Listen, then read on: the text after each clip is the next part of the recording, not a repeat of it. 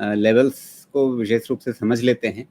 जैसा आपने कहा कि अभी तक हमारे बैंक निफ्टी ने बहुत परेशान नहीं किया है, और यहाँ तक कि शुक्रवार को भी आप देखिए तो बहुत संयमित तरीके से गिरावट आई है, बहुत हल्की गिरावट आई है, कह लें कि नहीं ही, मतलब किसी तरह से इसने अपने आप को संभाले रखा है और अभी 200 डे मूविंग एवरेज के ऊपर भी बना हुआ है। तो क्या अगर बाजार में जो कमजोरी बनती है तो इसमें हम मान के चलें कि सबसे पहले तो हमें ये 200 डे मूविंग एवरेज यही अपने आप में एक अच्छा सपोर्ट दे देगा?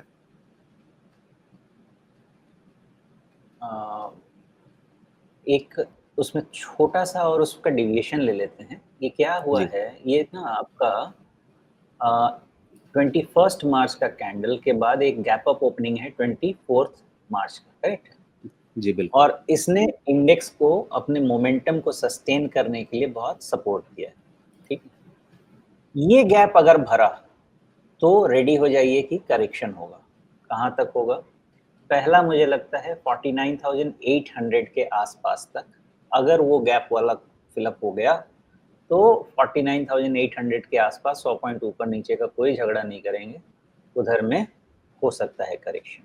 और वहाँ जाके एसेस करेंगे कि बैंक भैया ठीक ठाक रहेंगे कि नहीं रहेंगे। रीज़न बताता हूँ, देखिए ये जो डब्ल्यू शेप की रिकवरी हमने अग्री की हुई है ना, उसका थ्रोबैक वहाँ तक ओके है, बनता है। उसके नीचे का थ्रोबैक में खतरा है।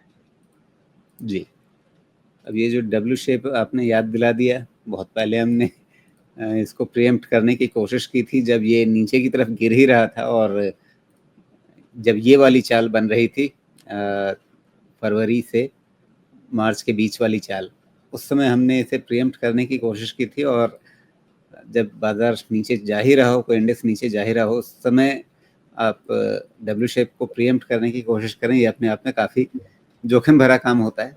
पैसा नहीं लगा है, लेकिन हाँ, अपने कहे हुए शब्दों की मर्यादा जो रहती है वो तो रहती ही है।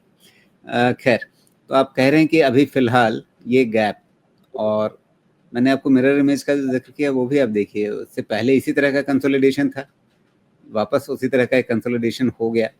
यानी अगर इस कंसोलिडेशन के ज़ोन को इसने बचा करके रख लिया और यहाँ से नई चाल शुरू की तो फिर डब्ल्यू पूरा हो जाएगा, और अगर ये कंसोलिडेशन टूट गया, इसके नीचे आ गया, तो फिर आप के हिसाब से ये डब्ल्यू शेप वगैरह हम भूल जाएं और फिर वापस एक नए किसी बड़े निचले स्तर की हम प्रतीक्षा करें।